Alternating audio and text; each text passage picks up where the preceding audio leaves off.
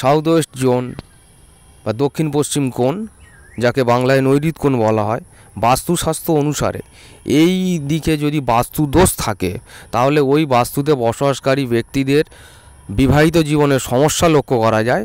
ছোটোখাটো বিষয়কে কেন্দ্র করে বিবাহিত জীবনে অশান্তি দেখা যায়। ওই বাস্তুতে বসবাসকারী ব্যক্তিদের হেলথ রিলেটেড প্রবলেম কিছু না কিছু চলতেই থাকে। সেই সাথে ওই বাস্তুতে বসবাসকারী ব্যক্তিদের মধ্যে মানসিক উদ্বেগ, হতাশা, লোনলিনেস, একাকিত্ববোধে ভোগা প্রভৃতিতে ভোগার প্রবল সম্ভাবনা থাকে। সেই সাথে সাথে কর্মে উন্নতিতে একটা বাধা আসে এদের ক্ষেত্রে দেখা যায়।